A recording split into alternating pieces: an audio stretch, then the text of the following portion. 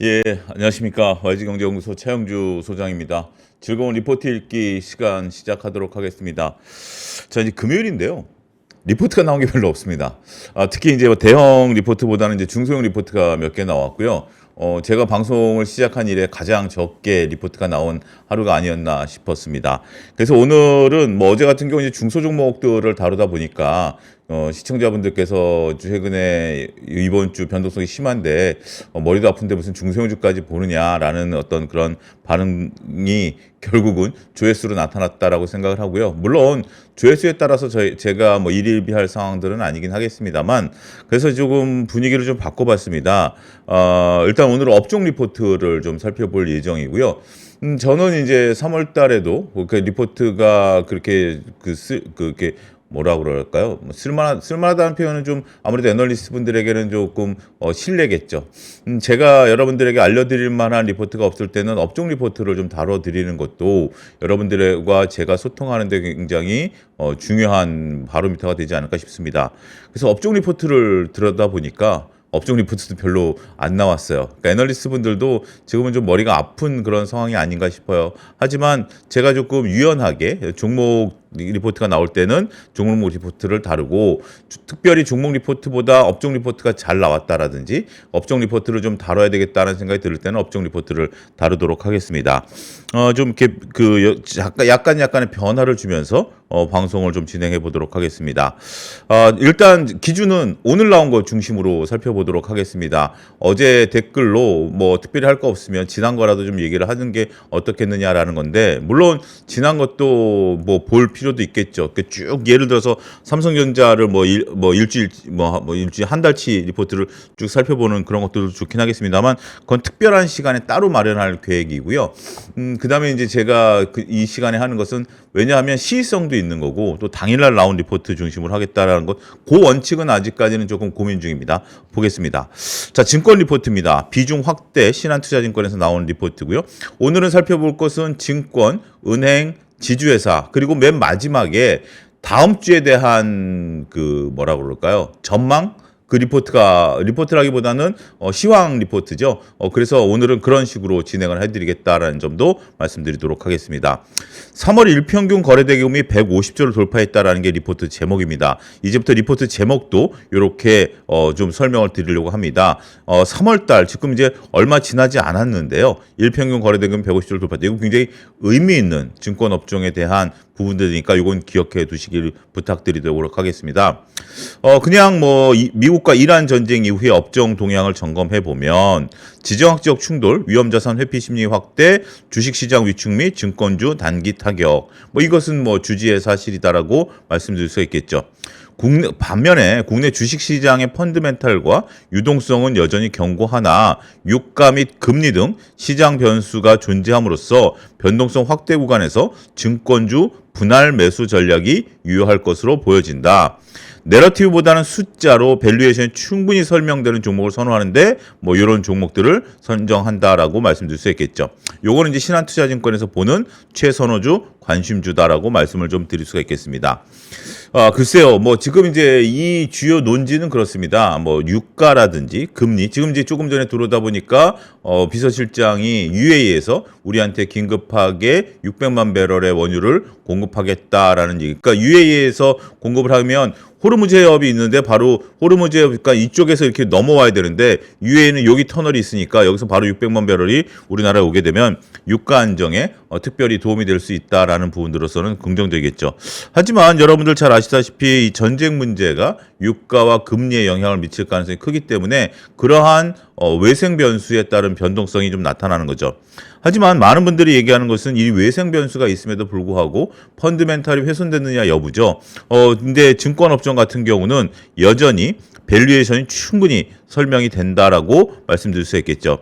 제가 어제 그제 이틀 동안 말씀드렸던 것들인데, 우리가 다시 한번 좀 강조드리면, 전쟁 이전, 그러니까 그 중동 전쟁 이전의 상승을 1차 상승이라고 보고 전쟁 이후의 상승을 2차 상승이라고 본다라면, 1차 상승은 우리가 내러티브와 밸류에이션이 같이 혼재되면서 주가가 올라왔다라면, 2차 상승에 대해서는 내러티브보다는 밸류에이션에 집중하자, 원칙에 집중하자, 안전 마진에 집중하자라는 것을 그저께 말씀을 드렸던 기억이 납니다. 제 자신이 너무 흥분해가지고 말을 빠르게 했던, 거기 좀 댓글도 상당히 조금 뭐 조심해라라는 댓글도 좀 달리셨는데, 맞습니다. 제가 좀 너무 흥분했고요.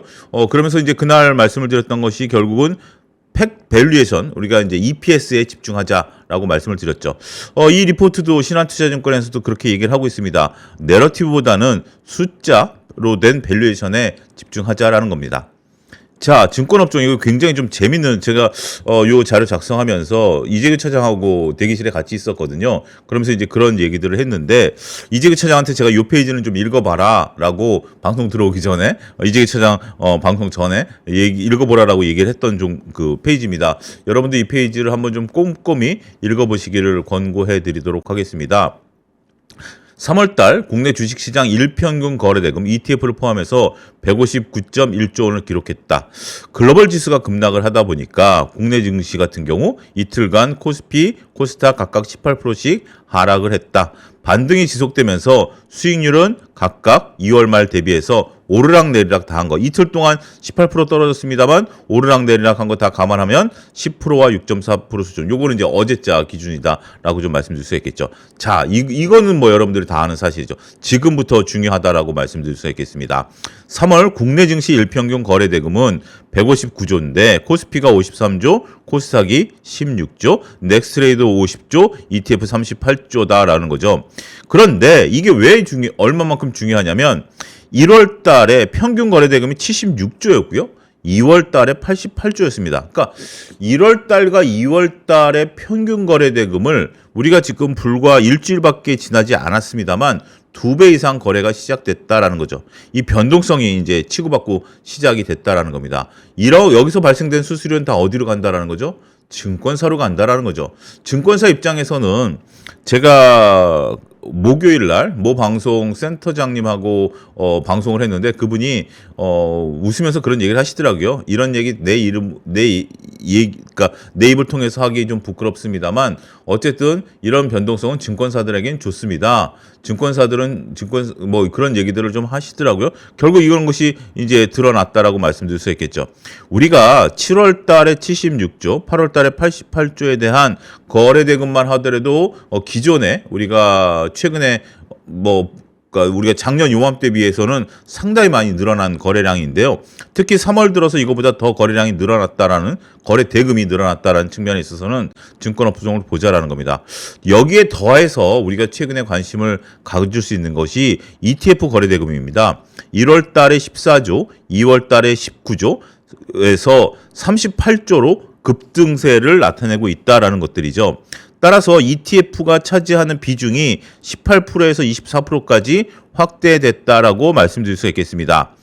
이런 부분들을 놓고 보면 이제 ETF형, 그러니까 이제 우리가 증권사들이 거래 대금이 늘어나니까 당연히 수익이 좋아지겠지라는 부분들은 주지의 사실이죠. 그것을 숫자로 확인될 수 있고요.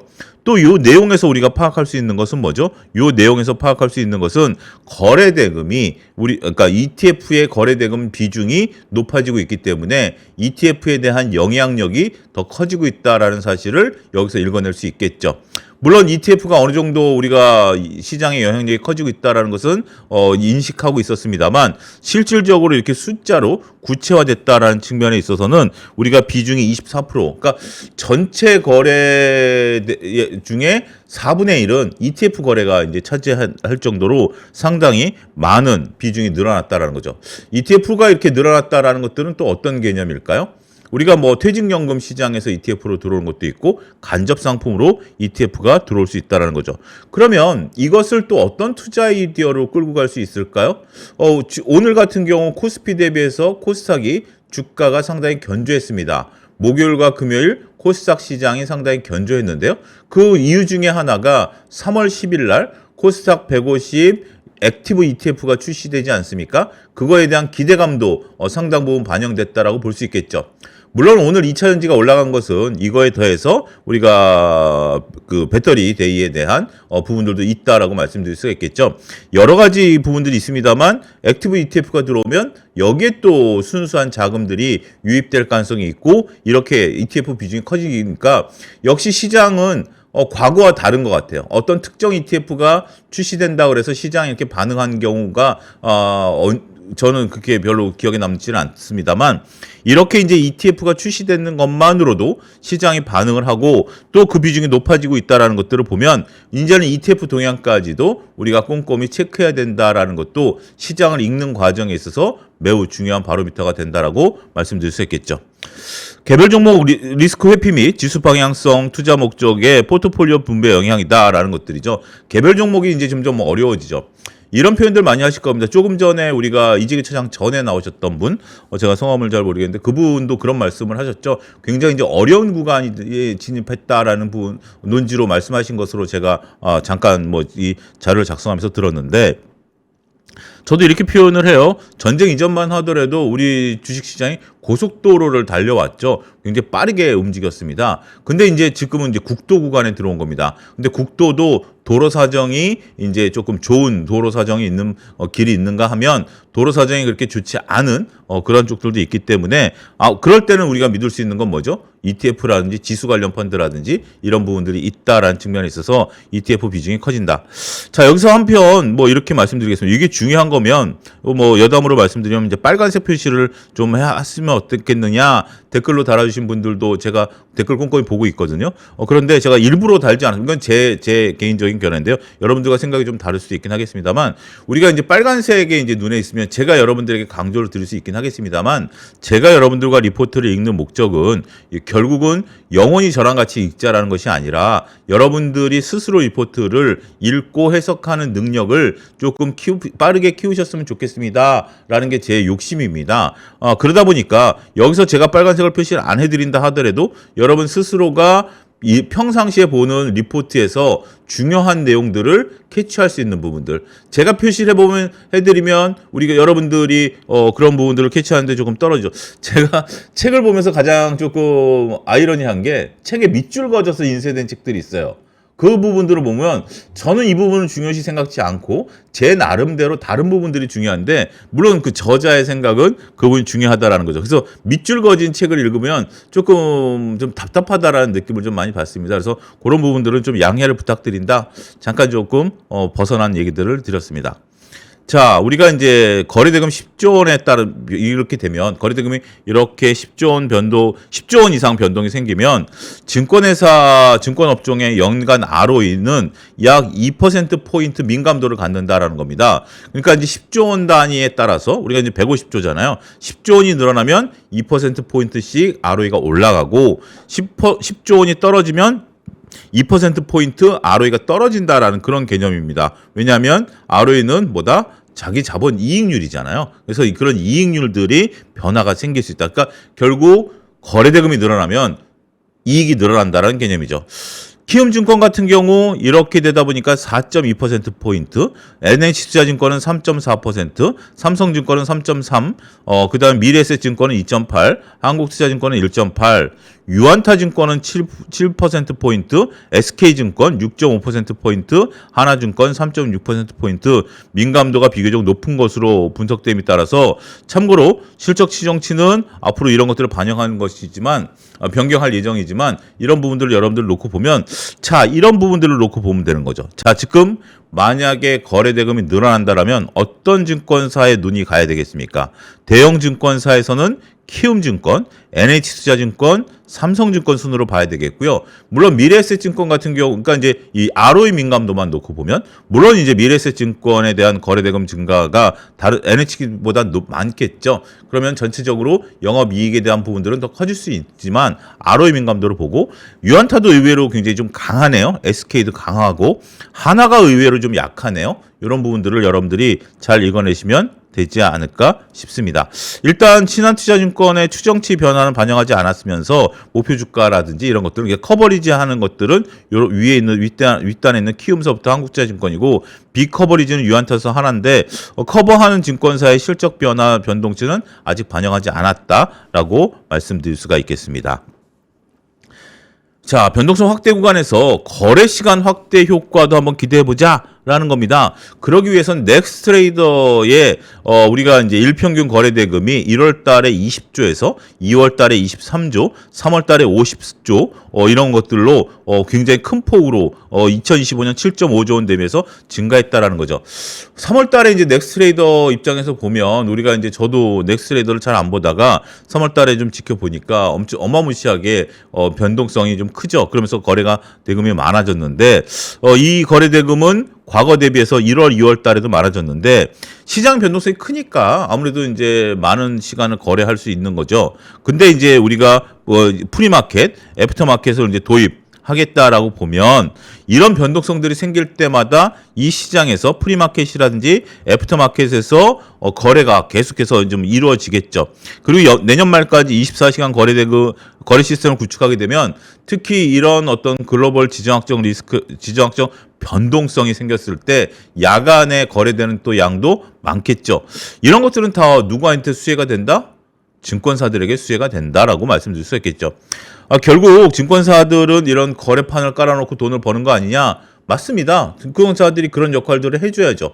증권사들이 그런 역할들을 해줘야만 우리가 거래할 수 있는 거기 때문에 뭐 이것을 뭐 다르게 본다라기보다는 그냥 있는 그대로 인식을 하고 우리 이제 투자자이기 때문에 그러면 이 현상에서 어떠한 내가 투자 포인트를 잡고 어떻게 투자 이익을 거둘 수 있겠는가라는 부분들로 보시면 될 것 같아요. 내가 거래할 때마다 그들이 수수료를 떼어간다라는 관점으로 접근하시기보다는 수수료는 당연히 그들이 이제 이런 운영 시스템을 운영하고 직원들을 이제 운영하는 데 대한 비용이기 때문에 저는 정당하다라고 생각을 합니다. 요즘엔 더군다나 그 수수료도 상당히 좀 많이 낮춰져 있는 상태이기 때문에 그런 부분들에 있어서 거래 대금에 따른 증권업종 비중 확대 의견을 잘 참고하시면 되지 않을까 싶습니다.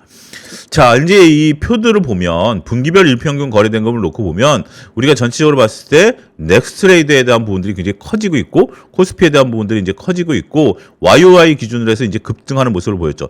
여기 이제 요 표를 여기 중간 값을 한번 여러분 보이십니까? 제가 마우스가 오면 요게 이제 동학개미 운동 때죠. 동학개미 운동 때 YOY를 큰 폭으로 증가했다가 그 이후로 일정 부분의 이제 거래량들이 유지가 됐죠. 그러니까 요때 당시의 거래 대금보다 코로나 이후의 거래 대금이 상당히 높죠. 상당히 높은 상태고 2013년 거래 대금이 높았던 게 뭐죠? 2차 전지죠. 2차 전지가 이렇게 되면서 그때보다 이제 증가 폭은 우리가 코로나 때보다는 좀 적지만 전반적인 절대치로 놓고 보면 그 어느 때보다도 거래 대금 아무래도 고객 그 예탁금이 130조 가까이까지 늘었기 때문에 120조 부분까지 늘었기 때문에 그런 부분들이 반영된 부분들이다라고 말씀드릴 수 있겠죠. 역시 마찬가지로 월별 일평균 거래대금을 놓고 보더라도 과거와 거의 비슷한 수준이다라고 말씀드릴 수 있겠습니다. 그런데 여기서 한 가지 좀 특이한 부분들을 놓고 보면 비중입니다. 비중이라는 것은 절대적인 부에서 그 이제 부분들을 나눈 건데 외국인 비중이 상당히 좀 높다라는 거죠. 외국인 비중이 상당히 높고 개인 비중은 점체적으로 떨어지고 있다라는 건데 이건 상대적인 것 같아요. 비중이 절대값이기 때문에 외국인 비중이 높으면 상대적으로 이제 개인 비중이 좀 낮아지고 개인 비중이 높으면 외국인 비중이 떨어지고 그런 부분들이죠. 증시 대기 자금 추이를 보다 하더라도 고객 예탁금과 신용잔고는 이제 여기서 이제 머물겠죠. 더 이상 늘어나기는 어려울 부분이겠습니다만 고객 예탁금이 꾸준히 늘어난다. 지금 이제 뭐 100조 가까이 이제 늘어난 상태에서 더 추가적으로 늘어날 수 있다라는 측면에 있어서 보면 우리가 앞으로 이런 거래와 관련해서 증권업종에 대한 비중 확대 의견을 참고할 필요가 있지 않을까 그렇게 말씀드릴 수가 있겠습니다.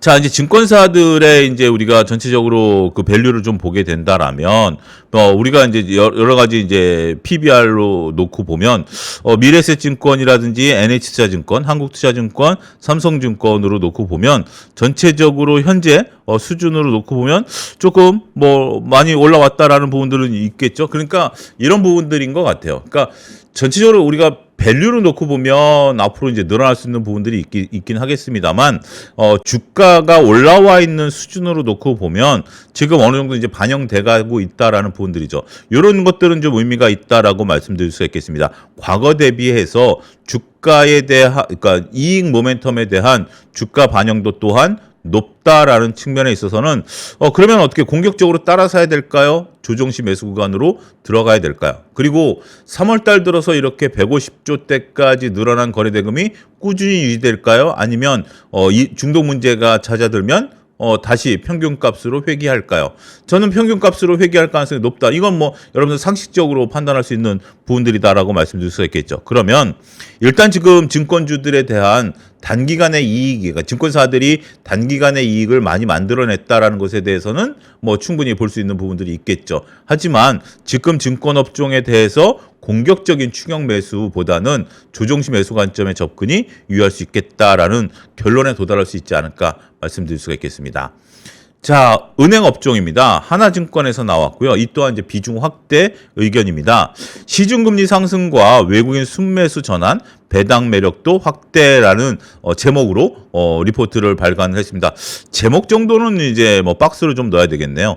그리고 자, 금융시장 변동성 확대 속에서 은행주 주변에 나타나는 특징적인 요인 세 가지라는 거죠. 이러한 공습 이후에 코스피가 하루에 10% 이상 등락을 보이는 등 최근 금융시장 변동성이 크게 확대되고 있는데 이에 반해 은행주는 상대적으로 주가 변동성이 적었다라고 얘기를 하고 있습니다. 특징적인 요소로서 이제 세 가지니까 첫 번째로 보면 국채 금리가 큰 폭으로 상승했다라는 겁니다. 전일 10년물 국채 금리는 3.59%로 최근 3영업일 동안 14bp나 상승했는데 이는 중동지역 원유 수입 의존도가 높은 국내 특성상 유가 상승에 따른 기대 인플레이션, 유가가 올라가면 기대 인플레이션이 올라간다라고 그러면서 우리가 이제 국채 금리가 올랐다라고 좀 볼 수 있겠죠. 또한 반도체의 호황 지속에 따른 성장률 개선 기대감 또한 여전히 강하기 때문에 기대 인플레이션을 같이 자극했다라고 말씀드릴 수 있겠죠. 일반적으로 금리가 상승하면 은행주는 NIM, 순이자 마진 등 펀드멘털에 긍정적일 수 있다는 점에서 타 섹터보다 우호적인 부분으로 작용을 하면서 상대적으로 변동성이 작았다라고 말씀드릴 수 있겠죠. 어떻게 보면 은행주 같은 경우 조금 안전 주식이다라는 인식들이 좀 강했던 것 같아요. 지금 외부적인 변수가 금융권에서 나타났다라기보다는 지정학적 리스크를 통해서 발생을 했기 때문에 그렇다면 은행권에 대한 리스크로 불거질 수 있느냐라는 부분들보다는 실물 경제 차원에서 우리가 유가와 관련된 부분들로 그러니까 이제 전이가 되는 부분들이 아닌가라는 부분으로 관심이 좀 집중이 됐었죠. 그렇기 때문에 금융권이 탄탄하다라는 것이 이것이 과거에 코로나 때라든지 이때의 상황과는 좀 다르다라는 거죠. 또한 우리가 이제 금융권의 문제로 했었던 서브프라임 이때는 외부 변수라기보다는 금융권으로부터 발생해서 이것이 내부로 깊숙이 들어온 부분들이기 때문에 이거는 좀 다르다라는 개념이죠. 자, 두 번째로 좀 살펴보게 된다라면 외국인들이 은행주에 대해서 순매수로 전환하고 있다라는 겁니다.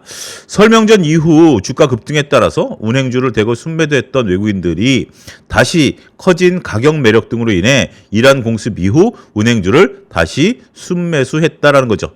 일단 전반적으로 PBR 같은 경우 2020년 포워드 0.66배, PBR은 7.9배로 멀티플 부담이 매우 적은 상황이다라는 거죠. 그러니까 이제 설 명절 이전에 이제 은행주를 팔았죠. 그때 당시에 어떤 기대감들로 은행주들이 올랐죠? 우리가 3차 상법 개정에 대한 기대감들, 자사주에 대한 기대감, 뭐 이런 것들이 이제 되면서 올랐을 때, 그러니까 외국인들이 참 영악한 것 같아요. 일부 외국인들이긴 하겠습니다만 은행주들이 올라오니까 물량을 줄이고 다시 이제 주가가 떨어지니까 이렇게 멀티플에 따라서 은행주를 다시 매수하는 그런 모습을 보였다라고 말씀드릴 수가 있겠습니다. 이번에도 우리가 이제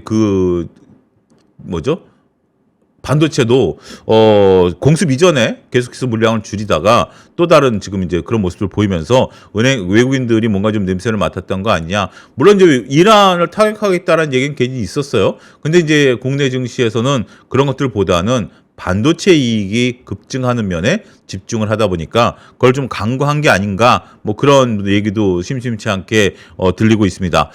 뒤에 가서 제가 시황에서 얘기를 하겠는데 3월 달에 우리가 또 놓쳐서는 안 되는 게 중국 양회도 있습니다.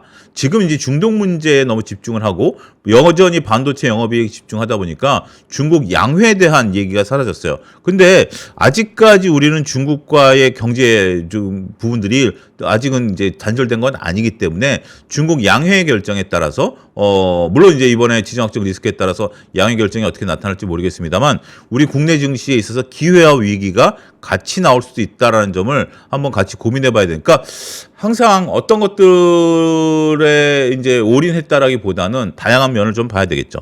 자, 이제 다시 리포트로 돌아오겠습니다. 주가 하락으로 2016년 기대 배당 수익률이 3.7. 그러니까 이 얘기는 뭐죠? 주가가 떨어지면 우리가 이제 배당은 고정돼 있죠. 배당은 고정돼 있는 상태에서 주가가 떨어지니까 기대 배당 수익률이 오히려 올라가게 되는 거죠. 거기에 자사주 매입 소각을 포함한 총 주주 환원 수익률은 6.2%에 달하고 있다. 자, 은행주를 갖고 있으면서 내가 6.2%의 주주 환원 수익률을 달성할 수 있다라면 은행에 넣어놓는 것보다는 낫죠. 그런 부분들 거기에 이제 또 여러 가지 뭐 법 개정에 따라서 주가까지 올라간다라면 충분히 우리가 이제 이 부분에 대해서 은행주의 매력도가 높아질 수 있다라고 말씀드릴 수 있겠습니다. 최근에 은행들의 주주 환원 확대 기조가 자사주 매입 소각 중심에서 배당 확대 기조로 변화되는 조짐을 보인다는 점에서 기대 배당 수익률 추가 상승 가능성도 커질 것이다. 그러니까 우리가 자사주를 소각해서 지난번에도 한번 말씀드렸던 것 같은데 자사주를 소각하면 주가가 올라가죠. 그리고 이제 배당을 확대하면 실질적으로 내 계좌에 찍히는 금액이 늘어나게 되죠. 어떤 게 더 좋겠습니까? 물론 이제 케이스 바이 케이스 다 다르겠죠. 우리가 실질적으로 EPS가 증가함에 따라서 주가가 올라가는 것이 빠르게 주가가 올라가는 것이 어떻게 보면 더 좋겠죠. 주가가 올라가는 폭이 배당 주는 것보다 더 크기 때문에 그리고 빠르게 이익을 실현할 수 있고 결정적인 게 있죠. 자, 퀴즈. 결정적인 거 퀴즈. 자, 주가가 10% 올라가는 거랑 배당을 예를 들어서 뭐 배당을 10% 준다. 똑같이 이제 이렇게 예를 들어 드리겠습니다. 시가배당 10%, 시가배당 10%와 주가가 10% 올라가는 거 둘 중에 하나 선택하라면 여러분들 어떤 걸 선택하시겠습니까? 어떤 게 여러분들에게 실질적으로 도움이 될까요? 퀴즈입니다. 여러분들 한번 스스로 자문자답을 해보시죠. 여기에 결정적인 부분들이 있습니다. 그건 바로 세금이죠. 우리가 이제 제가 이제 퀴즈로 말씀드렸던 것도 여러분들이 잠깐 생각해 보십사라고 한 1, 2초라도 시간을 좀 드린 건데요.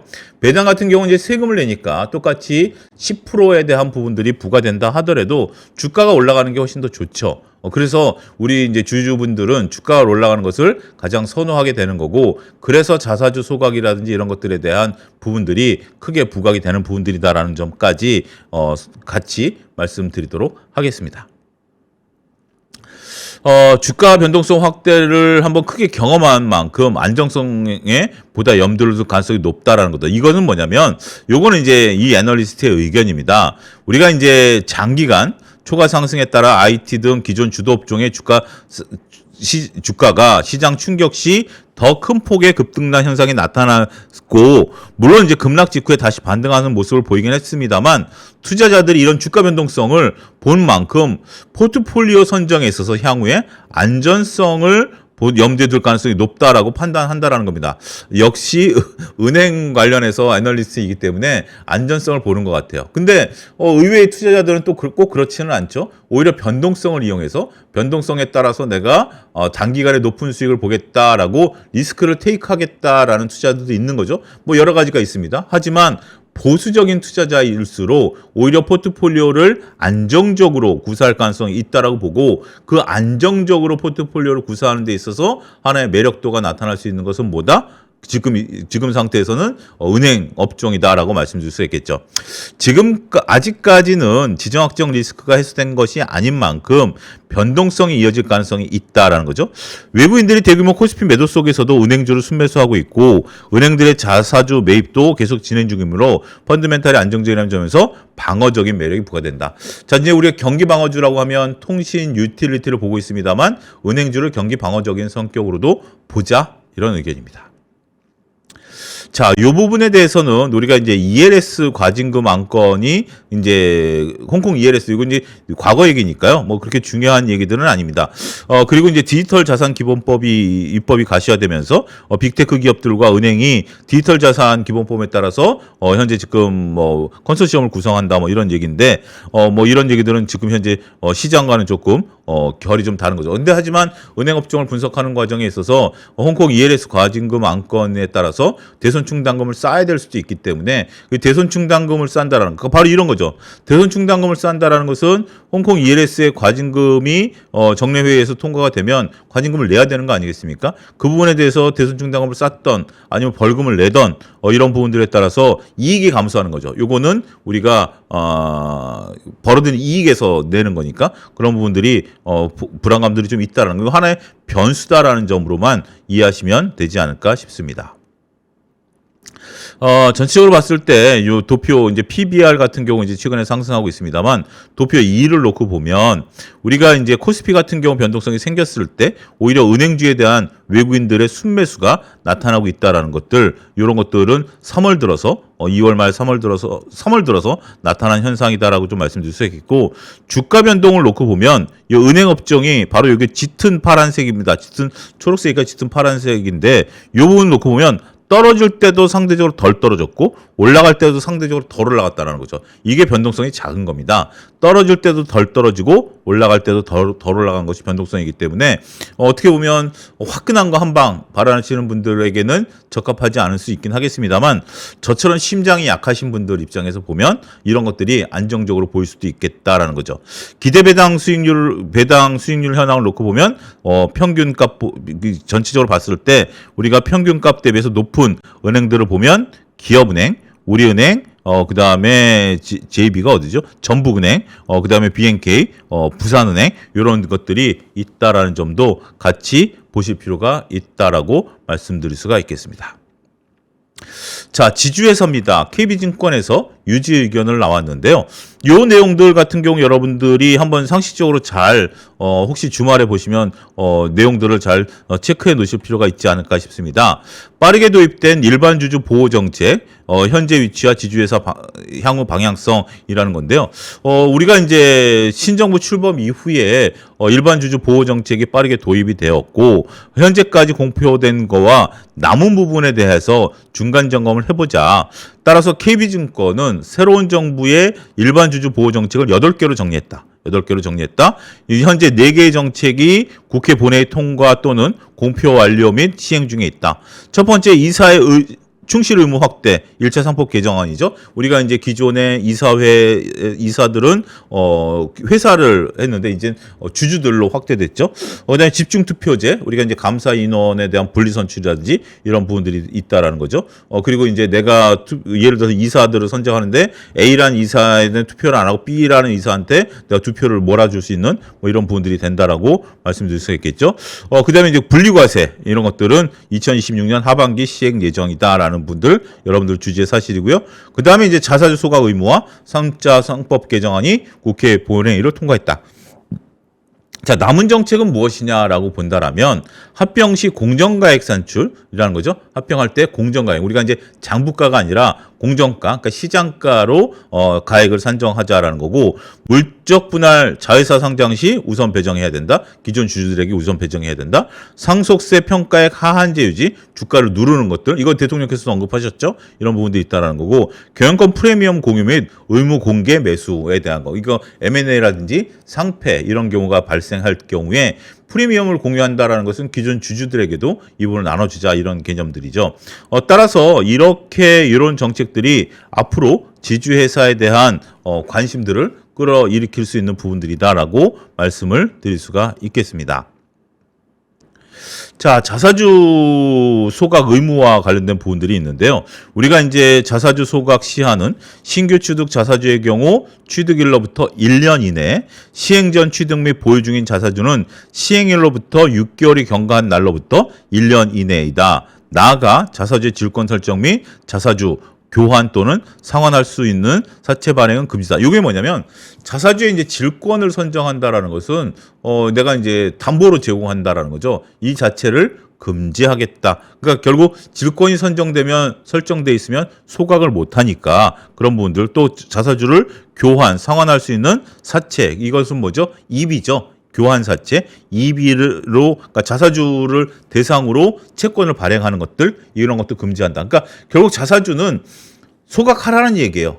소각을 하지 않으려고 여기에 대출에 따른 질권을 설정하거나 아니면 나중에 이것을 준다라는 관점으로 채권을 발행하는 것을 금지하겠다라는 겁니다. 물론 예외적인 경우도 있어요. 예외적인 경우도 있죠. 예외적인 사유도 이제 나와 있습니다. 주주들에게 보유주식의 비례균등 처분이라든지 임직원 보상, 우리사주 목적, 그다음에 경영상 필요 목적, 이런 것들인데 매년 이것은 주총 승인을 받아야 된다라는 점이죠. 배당소득 분리과세도 여러분들 한번 좀 잘 이 기회에 그 머릿속에 확실히 넣어두시기 바라겠습니다. 우리가 이제 고배당 기업에 대한 정의는 직전 사업년도 배당 성향 40% 빨간 동그라미 또는 직전 사업년도 배당 성향 25% 이상이고 이익 배당금 전전 사업년도 대비 10% 이상. 그러니까 요 얘기는 뭐냐면 하나는 배당 성향이 40%. 그래, 40%인 것은 고배당이니까 좋아. 25% 이상 배당 성향을 유지한 상태에서 매년 10%씩 증가한다라고 하면 고배당 기업으로 정의를 해줄게. 두 가지 조건입니다. 이 부분이 되고 있고요. 여기에 따라서 우리가 이제 배당 성향이 높은 이제 고배당 기업들에 대해서 그러면 이제 고배당주 펀드들이 나온다라든지 이렇게 되면 당연히 펀드 매니저들이 이런 것들을 편입시키겠죠. 그래서 고배당주 펀드에 들어가기 위한 노력들을 할 것이고 그리고 배당 성향을 25% 이상 유지하기 위한 노력들을 올해 내년 아직까지 배당이 올해 끝난 거, 그러니까 2025년 기준으로 아직 끝난 거 아니니까 2025년 기준으로 25%를 유지한다라든지 2026년부터라도 25% 유지하려는 노력들이 나타날 것으로 보여지기 때문에 배당과 관련된 매력도가 증가할 수밖에 없다. 여기서 당기순이익은 연결재무제표 기준이다라는 겁니다.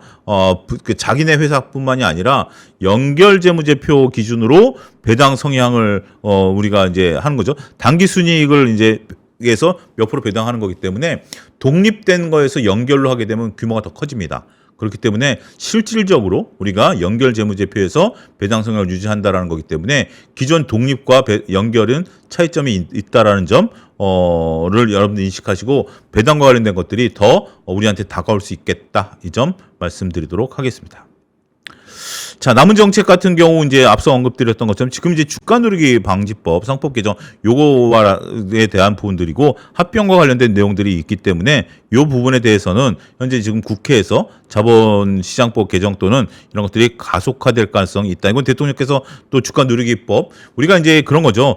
뭐 몇몇 기업들이 대주주들에게 상속을 해야 될 경우 주가를 일부러 안 올리는 것이 좋다. 상속세 부담도 좀 있고 여러 가지 합병과 이런 걸 통해서 자식들에게 물려주기 위해서 그렇게 누른다라는 그런 것도 있죠. 호재성 재료도 발표 안 하고 주가 기관 투자자들에게 사지 말라라고 부탁도 좀 하고 이런 관행들이 있었는데 그거를 차지해 없애겠다라는 거죠. 오히려 상속 이슈가 있으면 주가는 올라야죠. 그런 부분들이 있기 때문에 이 누르기 방지법이 주식시장 활성화에 저는 분명 도움이 된다라고 말씀을 드릴 수가 있겠습니다. 자, 다음 주 시장에 대한 전망치 살펴보도록 하겠습니다. 대신증권에서 나온 건데요. 공포에서 확인된 저점 다시 펀드멘탈에 주시해야 된다라는 겁니다. 지정학적 리스크 예측보다는 현재로서는 대응해야 되는 부분들이 있기 때문에 요 부분도 이제 결국 그런 거예요. 결국 이제 요 시황 애널리스트도 우리가 표면적인 등락 원인은 중동 사태 장기화에 따른 공포였지만 본질적으로 26년 조정 없이 2개월 동안 50% 급등한 데 대한 누적된 피로가 한꺼번에 부출된 과열 해소에 있었다라고 좀 말씀드릴 수 있겠습니다.